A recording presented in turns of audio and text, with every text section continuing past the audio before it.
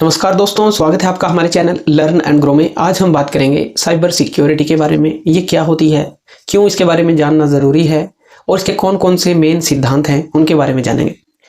तो cyber security जो है, इसको आजकल सब्जेक्ट के रूप में भी कुछ कोर्सेज में जोड़ दिया गया है ताकि सभी जो स्टूडेंट्स हैं इसके बारे में जान सकें। अब ऐसा किया क्यों गया है?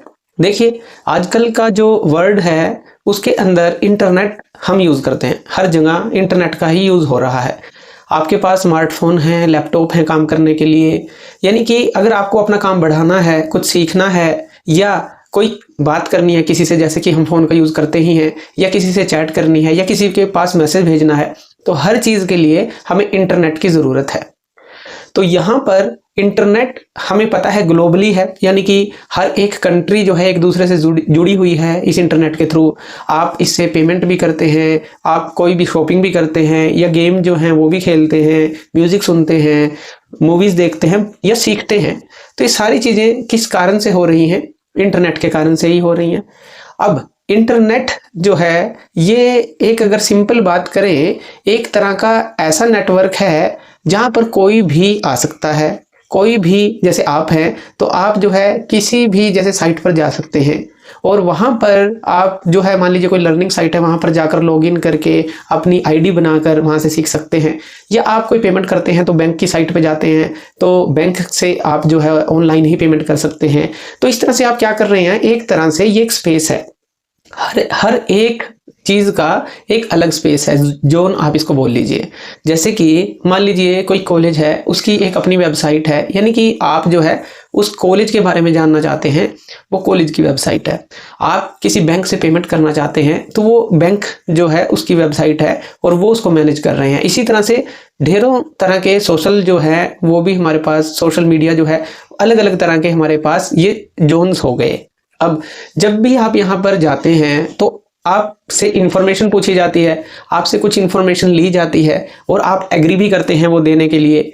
तो इस दौरान हो क्या रहा है, ये सारा सिस्टम बिल्कुल सही है, सब अच्छा चल रहा है। लेकिन जैसे हर जगह कुछ ना कुछ बुरे लोग होते हैं, यहाँ पर भी कुछ बुरी मानसिकता वाले लोग होते हैं, यानी कि जो आपके इस डाटा का फ़ायदा उठा सकते हैं। अब जैसे हमने बात की कि अगर आप कोई पेमेंट कर रहे हैं बैंकिंग के थ्रू, तो उसको जो है वो गलत तरीके से अपने खाते में डलवा सकते हैं या उसी पैसे को कहीं और भी ट्रांसफ़र करवा सकते हैं। तो ये जो चीज़ है, ये साइबर सिक्योरिटी के अगर हम कुछ मूल सिद्धांत जान जाते हैं तो इस चीज़ से हम बच सकते हैं। यानी कि जो दुर्भावनापूर्ण व्यक्ति है, एक तरह से जो चाहता है कि आपके साथ गलत करे इस इंटरनेट के वर्ल्ड के अंदर, उससे बचना ही सिक्योरिटी है और इंटरनेट का वर्ल्ड है।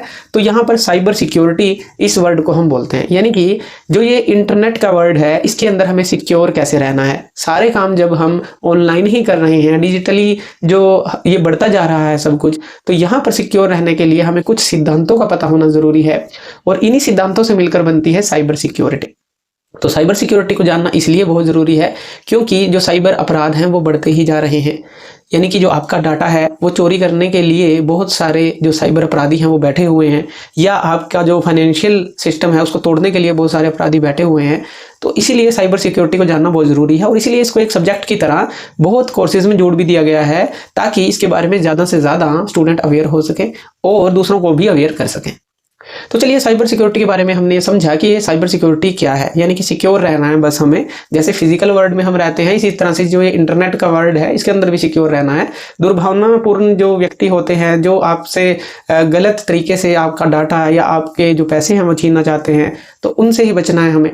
तो यही जो है साइबर सिक्योरिटी हमें सिखाता है कि किस तरह से सिक्योर रहना है। तो इसके जो मेन सिद्धांत हैं वो 3 हैं जो इसके अंदर आते हैं, उसके थ्रू हम इसको समझेंगे। पहला सिद्धांत है इसके अंदर कॉन्फिडेंशियलिटी, यानी कि एक तरह से विश्वसनीयता। विश्वसनीयता का क्या मतलब है कि मान लीजिए आपने किसी को फाइल भेजी, मान लीजिए आप कोई बैंक स्टेटमेंट ही भेजते हैं किसी को, और आपने उस पीडीएफ के ऊपर, जैसे पीडीएफ के रूप में हम मान रहे हैं कि आप किसी को ऑनलाइन भेज रहे हैं, मेल के थ्रू भेज रहे हैं, तो आप जो है उसके ऊपर एक पासवर्ड लगाते हैं। तो ये पासवर्ड सिर्फ उसी को पता होना चाहिए, आप उसी को देते हैं कि वही इसको ओपन कर सके। यानी कि आपका जो डाटा है एक तरह से कॉन्फिडेंशियल रहे, कोई उसका मिसयूज ना कर सके। आप जिसको दिखाना चाहते हैं वो डाटा वही देख सके। जैसे आप चैट करते हैं एक दूसरे के साथ, तो आप नहीं चाहते कि कोई तीसरा पर्सन उसको पढ़े या तीसरा पर्सन उसको देखे। तो इस तरह से आप जो है उसको कॉन्फिडेंशियलिटी के अंदर ही लेकर आते हैं। सबसे पहला जो स्तंभ है साइबर सिक्योरिटी का वो है कॉन्फिडेंशियलिटी, यानी कि विश्वसनीयता। हमें ये निश्चित करना होता है कि जिस पर्सन को हम कोई भी पासवर्ड दे रहे हैं, कोई भी, जैसे अभी हमने पीडीएफ की बात की कि कोई पीडीएफ फाइल बनाई कि वही उसको देख सके, या कोई स्टेटमेंट जो है वही उसको देख सके, तो ये चीज़ जो है सुनिश्चित करनी होती है। तो ये साइबर सिक्योरिटी के अंदर सबसे पहला पिलर ये आता है विश्वसनीयता, यानी कि आपको विश्वास होना चाहिए कि आप जो है कि सही पर्सन को ही अपना जो कॉन्फिडेंशियलिटी है वो दिखा रहे हैं कि वही जो है उस चीज़ को देख पाए। दूसरे पिलर की अगर हम बात करें वो आ जाता है हमारे पास इंटीग्रिटी, यानी कि अखंडता। जो भी आपने डाटा आपके पास है तो वो कोई उसको मॉडिफाई ना कर सके। जैसे मान लीजिए आपने किसी को कोई फाइल भेजी है तो कोई उसके अंदर चेंज ना कर सके, तो उस चीज़ की इंटीग्रिटी, आपका डाटा कोई मॉडिफाई करके, जैसे मान लीजिए आपका कोई आईडी प्रूफ है, उसके अंदर आपके नाम की जगह या आपकी फ़ोटो की जगह कोई और फोटो या नाम लगा दे, या आपकी आपकी फ़ोटो तो वहीं रहे, अपना नाम लगा दे, नाम चेंज कर दे, यानी कि ये क्या हो रहा है, आपके डाटा का मॉडिफिकेशन हो रहा है, या कहें कि अल्टर किया जा रहा है उसको मिसयूज़ करने के लिए।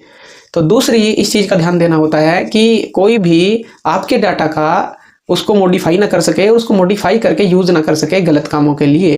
तो ये होता है दूसरा जो सिद्धांत है साइबर सिक्योरिटी के लिए कि इंटीग्रिटी होनी चाहिए डाटा की, हमेशा डाटा सही स्थिति में हो, उसको अल्टर ना किया जाए। तो वो चीज़ भी ध्यान रखनी होती है। ये चीज़ जो है हर जगह आप लागू कर सकते हैं। जैसे कि मान लीजिए आपने कहीं पर भी, जैसे आजकल हम टू स्टेप वेरिफिकेशन भी देखते हैं कि टू स्टेप वेरिफिकेशन जो है लगाया जाता है ताकि जो कॉन्फिडेंशियलिटी है वो बनी रहे, कोई भी आपके डाटा को यूज़ ना कर सके और उसको अल्टर ना कर सके। तो इसके अंदर जो है कोई भी एग्जांपल आप ले सकते हैं।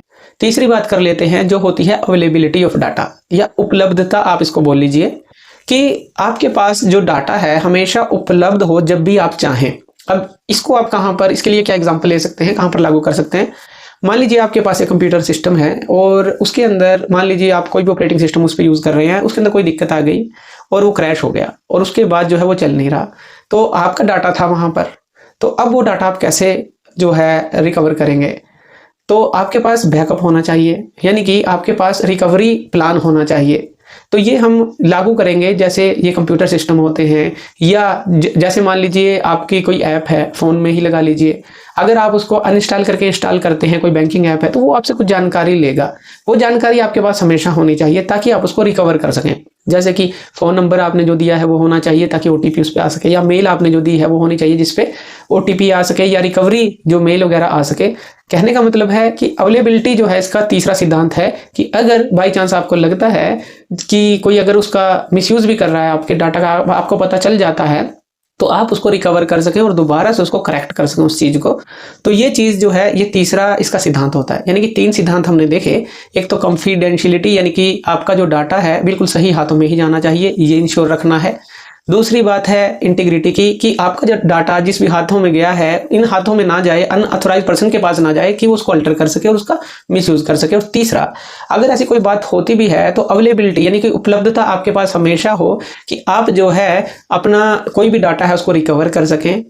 और जो कोई भी इस तरह की चीज़ है, अवेलेबिलिटी यानी कि आपके पास हमेशा उस डाटा की रहनी चाहिए जब भी आप चाहें। इसके अंदर भी आपको कोई भी एग्जांपल ले सकते हैं कि कोई भी डाटा जो है अगर आपको चाहिए उस समय पर, तो वो उपलब्धता आसानी से आपके पास रहे। अगर आप इन तीनों फंडामेंटल्स को जान लेते हैं तो साइबर सिक्योरिटी को काफ़ी जो है समझ सकते हैं। तो इस सीरीज़ के अंदर हम साइबर सिक्योरिटीज़ की वीडियोज़ के बारे में ही बात करेंगे कि किस किस तरह से जो साइबर अपराध हैं वो होते हैं और उनसे कैसे बचा जा सकता है। तो ये जानकारी जो हम देंगे आपको, तो अवेयरनेस के रूप में ही ये पूरी सीरीज़ चलेगी ताकि आप समझ सकें कि क्या क्या चीज़ें जो हैं हमें बचा सकती हैं इन जो अनऑथराइज्ड पर्सन्स हैं जो हमारा डाटा यूज़ कर सकते हैं उनसे। तो थैंक यू वीडियो देखने के लिए, और इसी तरह की वीडियोज़ के लिए आप हमारे चैनल लर्न एंड ग्रो पे हमें सब्सक्राइब कर सकते हैं। धन्यवाद।